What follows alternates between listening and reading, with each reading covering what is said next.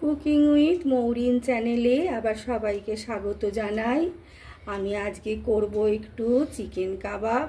সেই জন্য কি উপকরণ নিয়েছি আপনাদের সাথে একটু বলে নিই।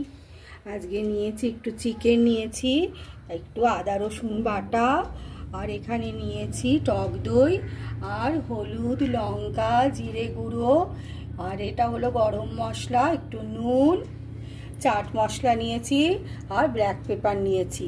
এবার এটা একটু ম্যারিনেট করে রাখবো 4 থেকে 5 ঘন্টা। চিকেনটা নিয়ে নিলাম, আদা রসুন বাটাটা মিলিয়ে নেব, টক দই আর সমস্ত উপকরণগুলো দিয়ে দেব। ব্ল্যাক পেপার দিয়ে দেবো আর দেব একটু চাট মশলা দিয়ে এটা হাতে করে ভালো করে মিলিয়ে নেব। এইভাবে মাখতে থাকবেন আর চাট মশলা দেবেন। চাট মশলা তো দিলে খুব চটপটা লাগবে খেতে। আর একটু লঙ্কাও দিয়েছি আমি বেটে, আর একটু এই চিলি ফ্লেক্স ছিল বাড়িতে, একটু এটাও একটু মিলিয়ে দিলাম। তাহলে একটু ঝাল ঝাল লাগবে আর একটু ভালো লাগবে খেতে। যত চটপটা হবে তত খেতে ভালো হবে।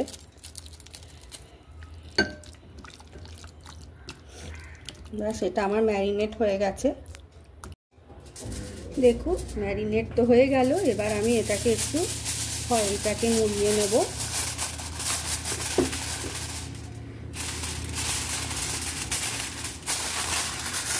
এটা সুন্দর করে ফয়েলটাকে মুড়িয়ে আমি 2-3 ঘন্টা রেখে দেবো ফয়েল প্যাকে। এইভাবে করে রেখে দেবেন।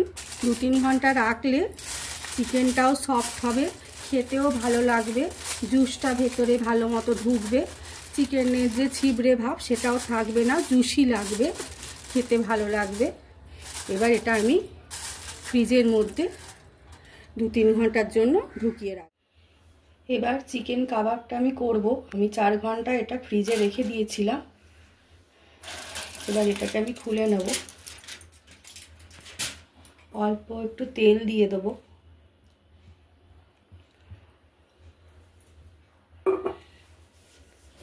আর এবার হাতে ভালো করে মাখিয়ে নিয়ে আমি এই চিকেনগুলোকে এয়ার ফ্রায়ারে ঢুকিয়ে দেবো।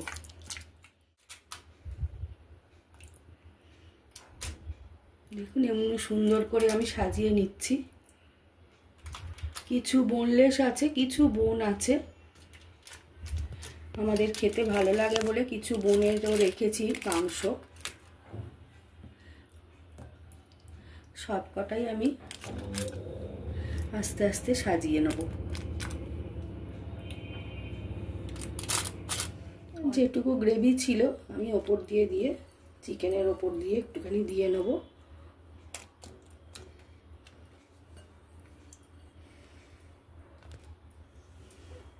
এয়ার ফ্রায়ারে ঢুকিয়ে দেব। এবার আমি এটা তন্দুরের অপশানে দিয়ে দিলাম।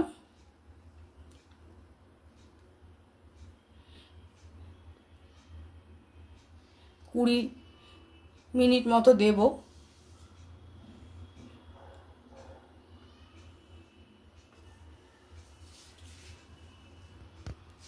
180 ডিগ্রিতে আমি 18 মিনিট বাদে ফিরে আসছি। হয়ে গেছে এটা। এবার বার করে দেখব। দেখুন কি সুন্দর কালার এসছে। আমি একটু বাটারটাকে মাইক্রোতে একটু গরম করে নিয়েছি। এটা একটু ব্রাশ করে দেবো ওপর দিয়ে।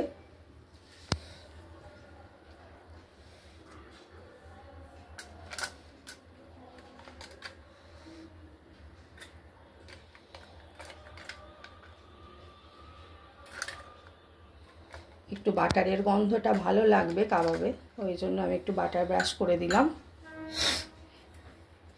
এবার এগুলো আমি উল্টে দেবো, একটা একটা করে করে উল্টো পিঠটা ঢোকাবো।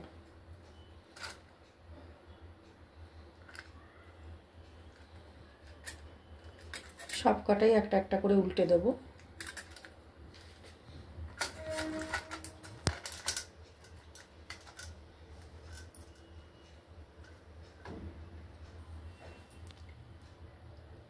এই পিসটা উল্টে নিলাম, আমার সব কটা উল্টে নিয়েছি। একটু বাটার ব্রাশ করে দেবো আর একটু।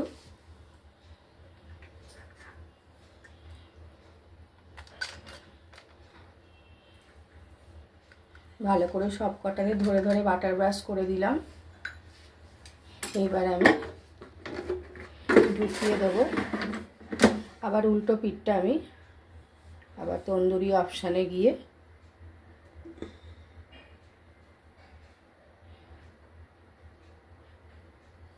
দশ মিনিট দিয়ে